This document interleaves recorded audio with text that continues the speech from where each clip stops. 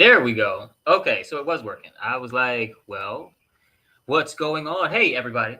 Hopefully, you're doing very, very well today. It is your humblest of hosts, Soul Expression, and I am very excited to be here talking with you today. So, we have a bit of a heavy-hearted kind of show, but not really. Just bear with me. There might be some chairs thrown. There might be some people being gently nudged out of a window on a 700th floor. There just might be some emotional reactions going on in today's show, just a little bit, because if you are here, then you're here for real conversations. Okay? The good, the bad, the ugly, and the great. Here we talk about natural law, religion, money, anarchy, culture, and how mankind is manipulated by forces that do not have our best interest at heart because they are completely evil. And we are not bashing faith systems here on this channel. Okay. We are not calling people stupid for having a religion or anything like that. We are simply examining the psychological affects and effects that the stories that we have the most faith in, the most stake in,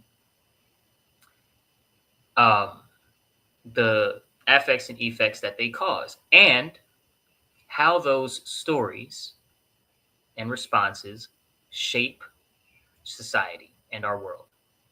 And of course, that examination sits right alongside a clear and correct look at the current human condition, which of course is slavery.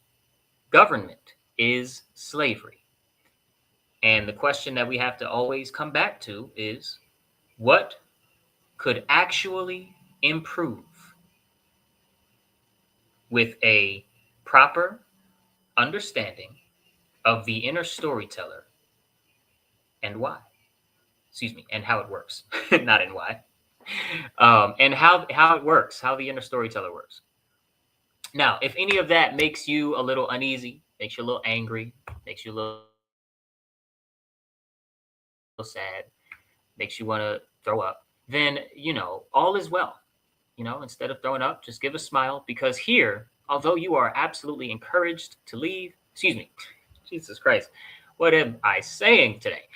You are absolutely encouraged to stay. You are welcome to leave if you so choose. Guys, I just got off work not too long ago.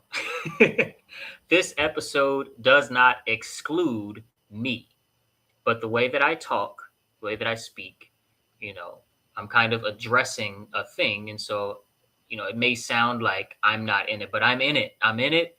I'm plugged into the matrix. And, um, but I am doing as much as I can to unplug. And that's essentially what this episode is about. But today we are not going to pull too many punches, okay? We're going to look at some things that are very important. One, to just know as a human being in today's, day and age, but also it's very important because, well, to put it simply, in order for slavery to not be the human condition, there are prerequisites, there are requirements for us to meet. And when we meet those requirements, then the effect of that cause will result in no more slavery or, you know, 98% less slavery in the world. What are these requirements? Well, the first and foremost requirement is a moral society. And the fact that we are so divided on what morality is, on how morality works, how it is woven into the universe, the sort of fabric of reality, right? If you know anything about neuroscience, metaphysics, even physics, but maybe to a certain degree, then we don't actually see reality as far as like the colors and the shapes and how we feel things. It's not really the actual whole of existence because that would be too much information. We have to. Our brains are designed to lie to us about what it looks like outside of our skull, and what we get is 100% inside of our skull. Right? There's no light inside the skull. Maybe if you're really close to the temple and really, really small, there might be a little bit. But there's no light inside the bone. Your brain is completely in the dark, and your eyes are just taking in light. Your eyes aren't like seeing outward. Your eyes are taking in light. They're sucking in light. And your brain is giving the thing we call me the post processing images and videos that come with our five senses, our processing what our five senses are taking in at all times. We are getting a mental projection of our feelings, and we act like we are seeing, right? We are seeing out of our eyes. Our eyes are projecting sight onto reality or something. And that's not how it works. It's not how it works at all. The eyes, the nose, and the eyes work the exact same way. The nose breathes in chemical combinations, right? Molecules, and the eyes take in light. There we go, right? The ears take in sound waves. The hands and whole body, your skin, your hair, to a certain degree, your nerves, your nervous system takes in um, electrical readings and I guess what texture might be the right word, and pressure. We take in. We don't actually see out. And of course, you do some drugs or you meditate super duper hard or whatever. If you can enter into alternate states of mind where your eyes are open, but the images and even some other sensations that you're getting are not what everybody else in the room is getting, right? The sober mind is getting something way more bland than you are getting on like crazy amounts of mushrooms or whatever, some hallucinogenic, or just like I said, you fasted for too long and now you're hallucinating, or you meditate really well. And then there's the whole world of dreaming, right? A dream is a whole world. You have a whole world when you dream.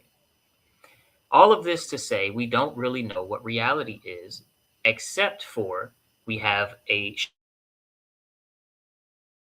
shared reality with other human beings. We can discuss and we can reason our way to more and more accurate pictures of at least the incomplete reality that we get with our senses. And, kind of make sense of things. Uh, and then we have memory, right, where we can do things like solve crimes and solve problems because we can remember details in certain ways. All of these things, it's all a bit of a game that we play with reality where we have to use fiction to get closer and closer to the truth. That said, the human being is a very interesting specimen because the human beings that I know are very apathetic to the feelings and sensations, experiences, and words of other human beings. We don't care about each other's suffering unless it's too close to home, right? Unless they are too far for us to care, too removed by language for us to care, too removed by distance for us to care, too removed by class, money for us to care, right? If they're super duper poor and we're not, if they're homeless, don't care about their suffering. Damn, that sucks. Anyway, yeah, on Thursday I got this meeting. I hate these meetings on Thursday. That's kind of how we go about our day. And I want to talk about that a little bit because the suffering of others, usually, if ignored for too long, turns into you suffering. And I want to say that very carefully and very kind of broadly. You can take that statement with a grain of salt. But if you pay attention, usually ignoring suffering of others for too long results in you suffering. And I want to share my screen and talk about something very specific at first, which is how we have in America have evolved into a new kind of police state where we have a total police state. We have a total police and surveillance state. It's a huge country, so there's more, nooks and crannies that some people can get away with kind of hiding in. But for the most part, we live in a complete and total police state. It's not a secret, but ours is accepted in a different way, right? There are people who champion the police state so far as preaching that we should praise the blue line and electing people, like voting for people, campaigning for people who want to give more and more of what they call a budget to the police in the money system. Just like we have a police state where the people seem to not really feel the effects of it. We feel the effects of it when it happens to us, but we don't see the societal affect that the police state has had on our minds and has on the minds of our children. So let's take a look at the police state a little bit, just a little bit. Just take a look. Okay, pause that, bring it back to add it to the stage. And let's remove me from the stage and just take this in. Need my information for. It's going to be a disorderly conduct MCC violation, okay? For what? Okay, for what you just said out here in front of the store. For what I said? So I didn't approach anybody. Okay, I'm not going to go back and forth about all that. You're giving me a ticket for what I said. It's for disorderly conduct. For my words. So not for approaching, for my words. Again, like I said, we can go over that in court if you want. I'm going to issue it out. I was standing right here when it was. But you're giving me a ticket for words. Okay, yeah. What do I get?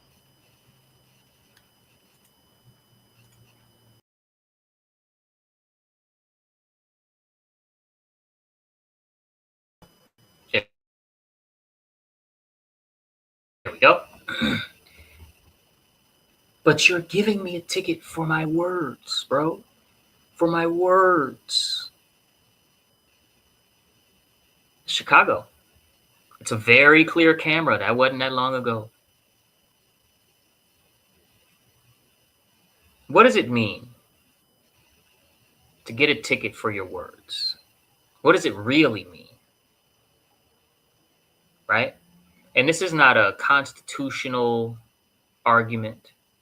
Not necessarily. It could be. But this is not aimed at what's the legal remedy that this guy can seek out.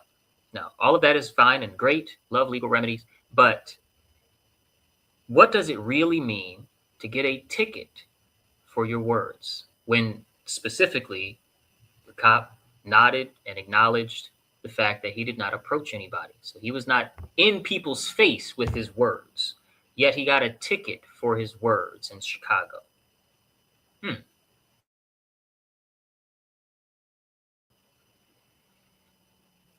Well, what it means to me is that sharing your thoughts, being authentically yourself, is read or received as an immoral act to the class of people, the class of occupation that the people of a society deem authoritative figures or authority figures. Your thoughts, your real thoughts, right, are deemed immoral by your rulers. That's what that means to me, that your words, you can get fined for your words. Now, what happens if you ignore the fact that you were fined by so-called the state?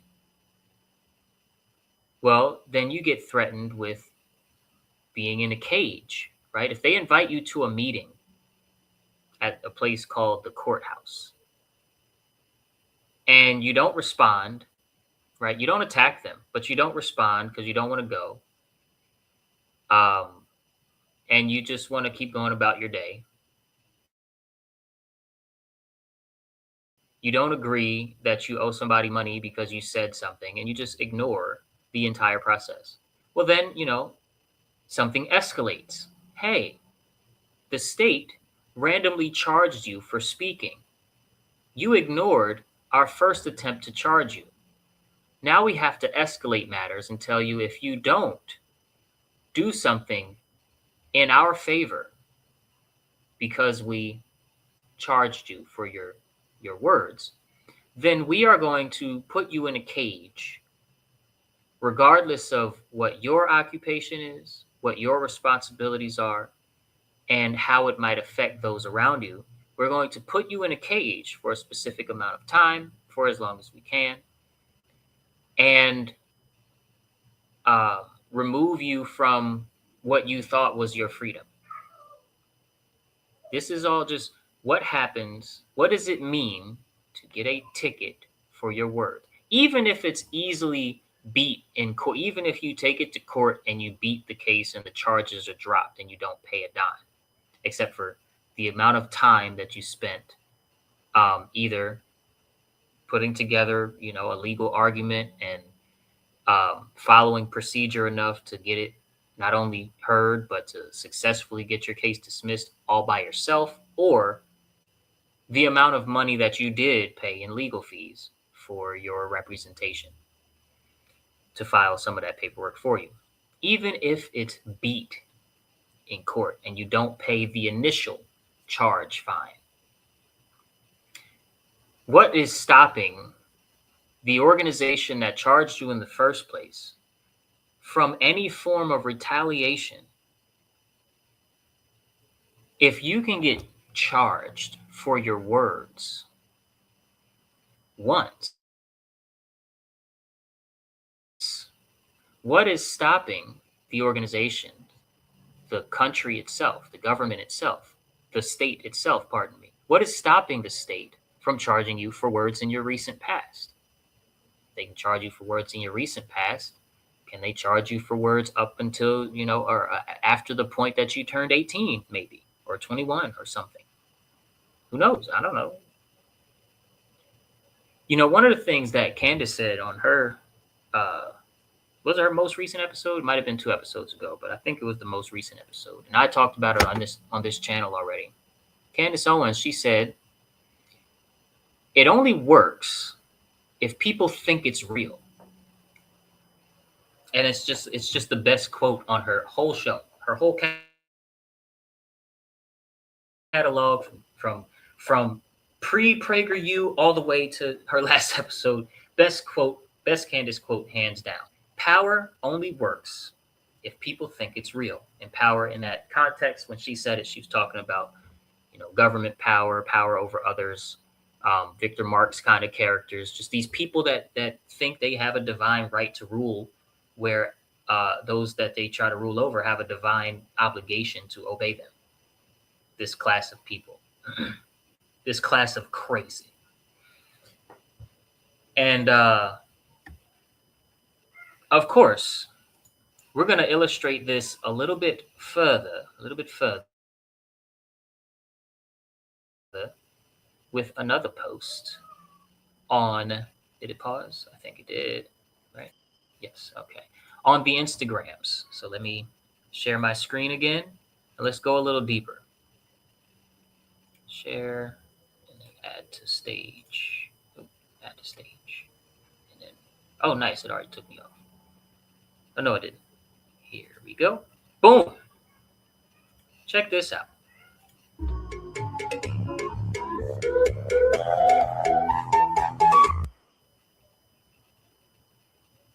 It says the elites. Then we released the files like they asked, showed our rituals, and showed we serve Satan, which just means the adversary to human beings, to humankind. And they still went back to work. And there's a silent for us in the back of that. No, not remove. Here we go. Okay. That's the game, good people. Go back to work. Put your kids back in school. No matter what you learn about us, no matter what you think about us, no matter how many times we either lie by omission about what we do or show you the truth about what we do.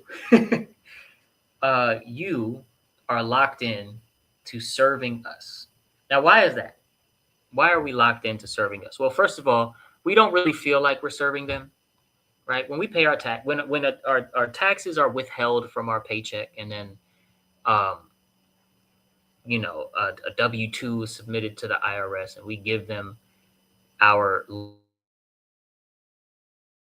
labor, we don't feel like that helps them with anything, right? It doesn't feel like that. We know it. We know it does, right? Everybody is like, and this is what our tax dollars are doing. Our tax dollars, right? Everybody knows that we are helping them with their agendas, but nobody wants to acknowledge in any meaningful way with their actions that we are doing their bidding. We are serving them. We are servants to the governing class, the class of rulers. What does it mean to keep displaying this level of obedience to these people post both COVID, admissions regarding COVID, as far as it being, bad medicine, as Dr. Fauci put it, to do the remdesivir stuff and the putting people on ventilators in the hospital, and people that died from car accidents that happened to have traces of COVID somewhere in their bloodstream being counted as a death from COVID or whatever. All of these things, all of these admissions, setting aside all of the admissions regarding the mRNA technology and whatnot. Hold on, y'all. 1 sec. My daughter is right outside the door, and I'm going to mute this real quick.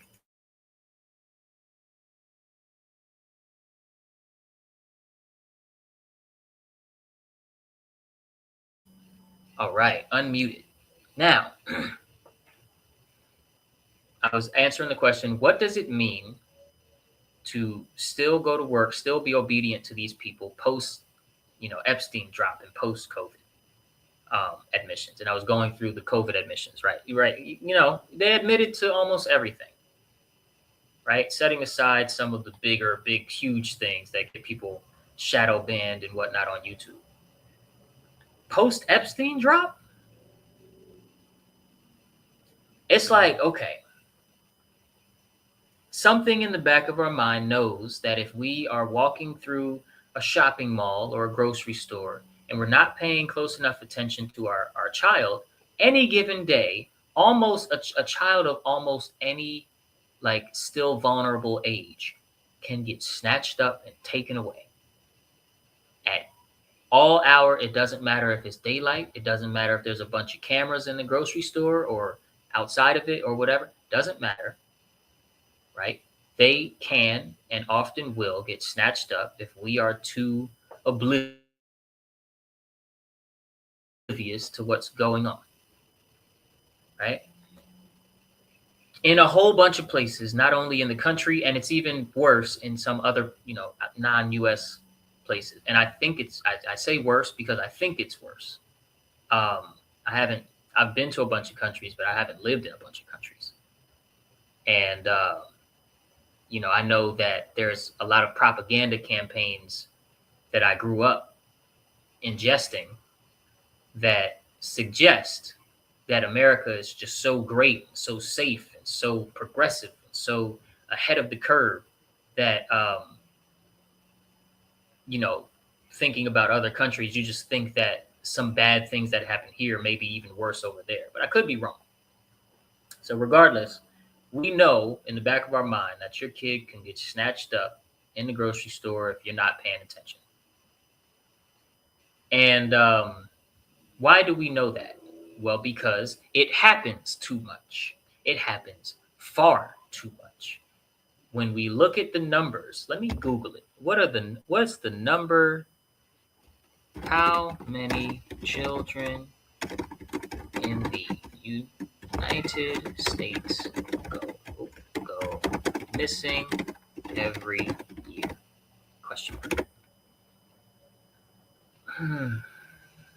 Let me share this screen. Share this tab.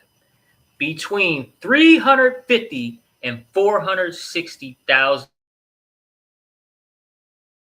children are reported missing in the U.S. annually. However, the vast majority are safely located or returned home quickly. Let me see. Endangered runways. Over 90% of missing child cases reported are runaways, endangered runaways. Family abductions. A smaller percentage involves family members taking a child in violation of custody orders. And then stranger abductions, less than 1% of all reported missing children cases. And I'm going to put stranger abductions into the search.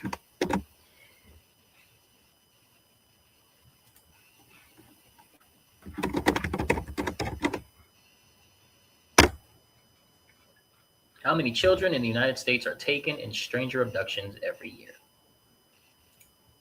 100 to 115 children are abducted by strangers every year. Okay? That's a much smaller number. It's still 100 to 115 children every year. So year 2, if we take the 100 number, you got 200. Year 3, you got 300. Year 4, you got 400. Okay? How long has it been that 100 children go missing every year in the USA?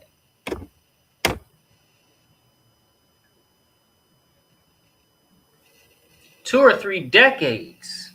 Okay, 2 or 3 decades. A decade is 10 years, right? We got 10 years times 3 decades. 10 times 3 is just 30. I'm not gonna, I'll spare you that that calculation. You got 30 years at 110 missing children.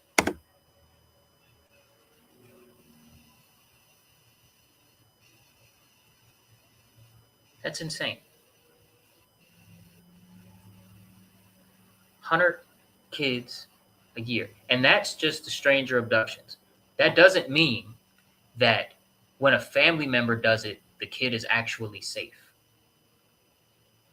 Obviously, family members commit horrible acts and horrible crimes against children in their own families, as well as, adopted and all of these things.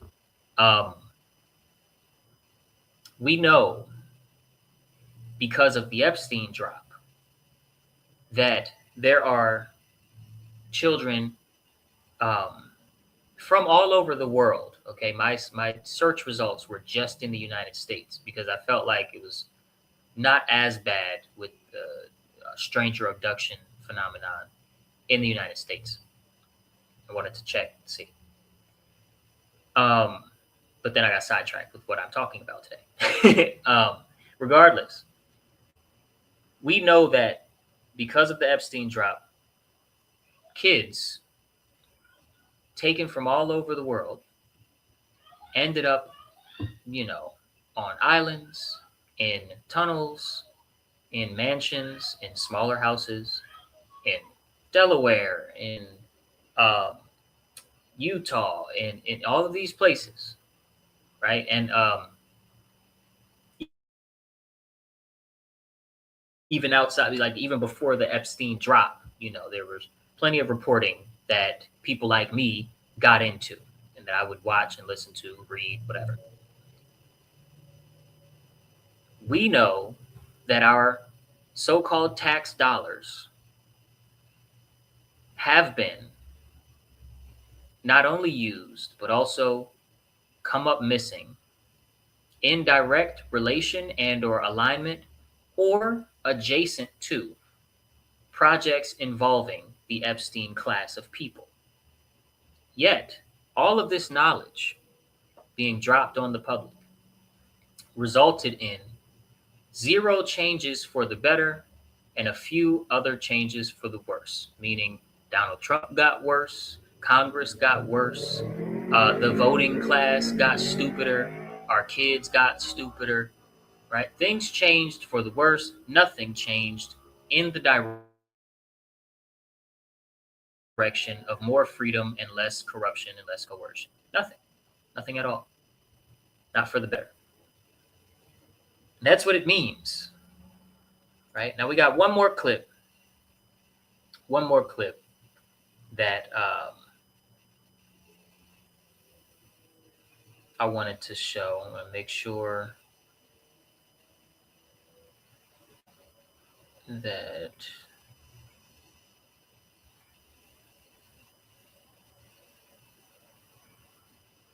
no. Well, you know what? Since I'm not prepared with the clip ready in a tab, I'm not going to waste you guys' time and look for it. I see that we are at 32 minutes. Let me check the comments. Nobody's in the comments. Somebody's watching those. Probably my wife. Probably my wife right outside. But you catching this replay right now, make sure you please like the video, subscribe to the channels, leave in the comments what you think, what you thought, what you learned, if you learned anything, and how you may be thinking differently. At the end of the day, and of course, how we frame it on this channel, the only reason why we remain, we, myself included, obedient to the system is because of the stories that we tell ourselves right now. Stories that live in our automated responses right now dictate that we remain obedient. And until that story is properly told and understood, nothing for the better will change. Sending so much love to you guys. And tomorrow is Saturday, so I'll catch you tomorrow in the next one.